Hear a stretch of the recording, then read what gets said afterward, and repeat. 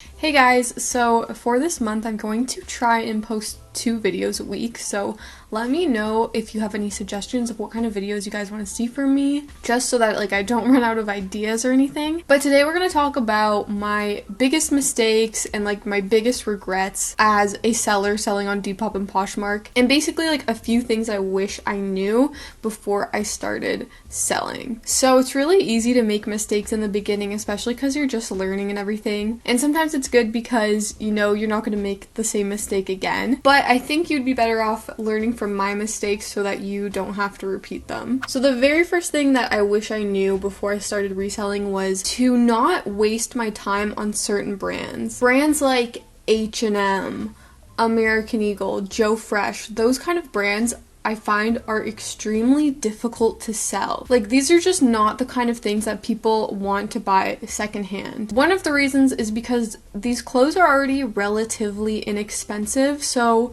if you're selling a shirt from H&M that was originally $20, you're gonna have to price it a lot lower than that. And let's say you try to sell it for $10. Once you start cutting the price that low, it's gonna be really hard to make a decent profit on it, and at the end of the day, it's just not gonna be worth your time. So unless what you're selling is more of a newer style that is very popular right now, I honestly wouldn't bother with these types of brands. Another reason why these things are hard to sell is because a lot of their clothes are very, very basic. And this goes for any brand, but basic items are also very difficult to sell. They're one of the most difficult things because typically when people are shopping on sites like Depop and Poshmark, they're looking for more unique items that have something special about them. So a basic t-shirt or tank top is going to be a lot more difficult to sell than a super unique vintage top. And this is also something that I have to remind myself often, especially when I see certain brand names. Just because it is an expensive brand or a popular brand doesn't always mean that it's actually going to sell. So yeah, honestly, I've just tried to stop wasting my time with these basic items and basic brands because at the end of the day, it just really isn't worth your time. So the next big mistake that I would make when I very first started was taking bad pictures. Pictures are obviously so important when you're selling an item because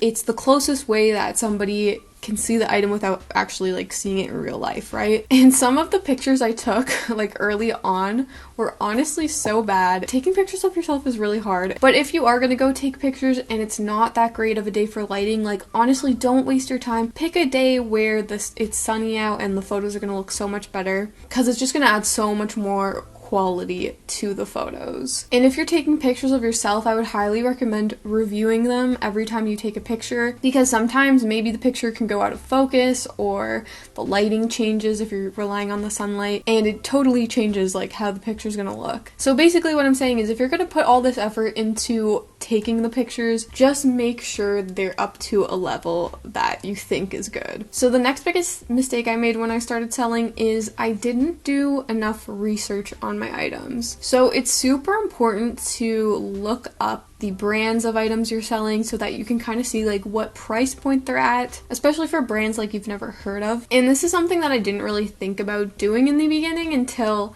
I ended up selling an item for way lower than I should have. So I was selling this Aritzia trench coat kind of thing, and I don't really shop at Aritzia that often, but I figured, hey, it probably was really expensive, $100 or something like that.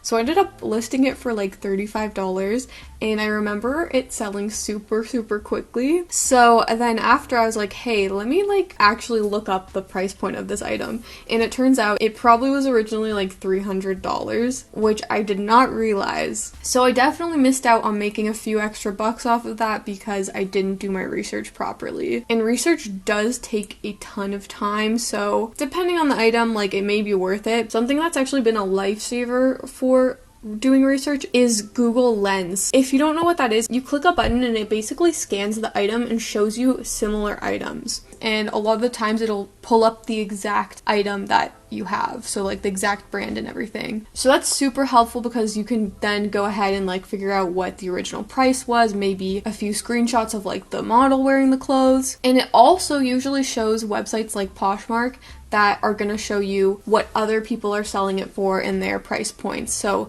that has been so helpful instead of trying to look it up by just typing in a description. That has saved me a lot of time. So if you don't have Google Lens, I would definitely recommend downloading it. So another silly mistake that I've made before is shipping out items that cost more to ship than the money I actually made. So this sounds really stupid and obvious, but like picture this, you're at the post office, you have your parcel ready to go, you're about to pay, and they tell you it's gonna cost $17 for shipping, and you start trying to do the calculations in your head of like how much money like the person gave you, and you're trying to figure out, and then you just kind of say like, whatever, I'm just gonna send it and I'll figure it out later. So that has happened to me a few times, where I have literally lost money shipping items because the shipping costs were too expensive. So what I really should have done is just been a little bit more prepared when I get to the post office and like, you know my numbers, know exactly how much money I sold the item for. And I really should have just not shipped the package,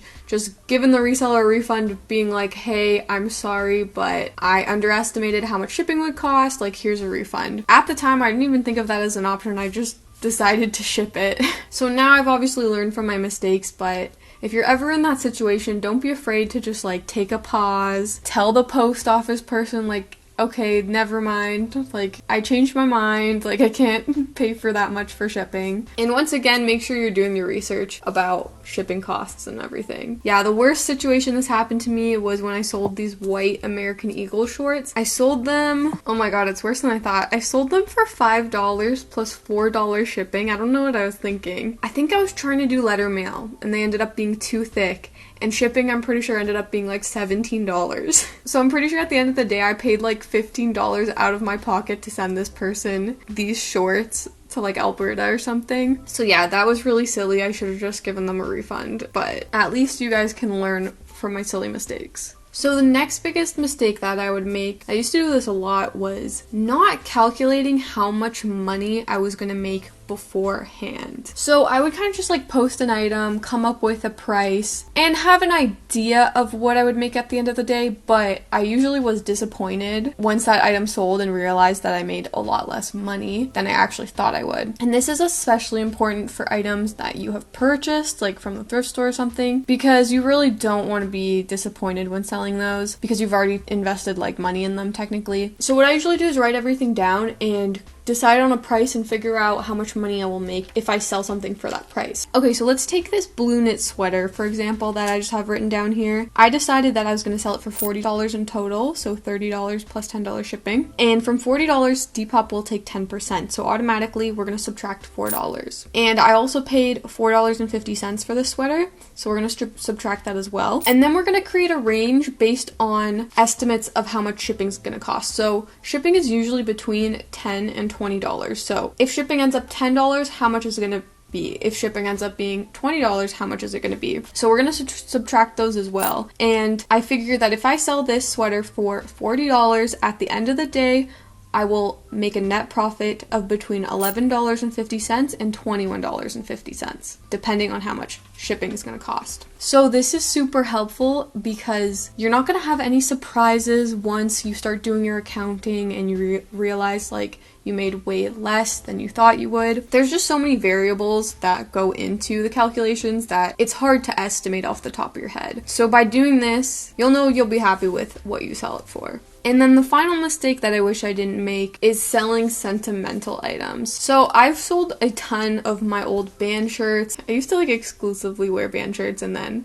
I just kind of grew out of them, realized that's not really my style anymore, I guess. So I figured I might as well sell them. And yeah, like the ones I got from Hot Topic I don't really care about, but certain ones I do honestly regret selling, especially because I sold them for so cheap. Like for example, this modern baseball t-shirt, I sold it for $7 plus $5 shipping. So at the end of the day, I probably made like maybe $10, which like isn't that much money. And like for me, this item would have just been so much more valuable if I just kept it rather than make $10 off of it. You know, if I made like $25 off of it, maybe I would have been like, you know what, that's fair, like at least I made some money. But if it's worth it more for you to keep than the money you're gonna make, then I would just recommend keeping it. Especially this one, it's really special. It has like all the tour dates on the back from that tour. I mean, if you're really, really tight on money and you need to sell something, I totally understand that. Like, do what you have to do. But if you don't necessarily have to sell it, then I would just hang on to it. So yeah, those are all of my biggest mistakes, my biggest regrets of things that I've done while selling on Depop and Poshmark. And hopefully you guys can learn from my mistakes so you don't have to experience that. And if you guys have any mistakes that I like missed out or that you have made that you think you could share to help other people, definitely leave them below in the comments so that we can all like learn from each other's mistakes. And yeah, once again, if you guys have any suggestions of what kind of videos you want me to make and what kind of videos you want to see from me,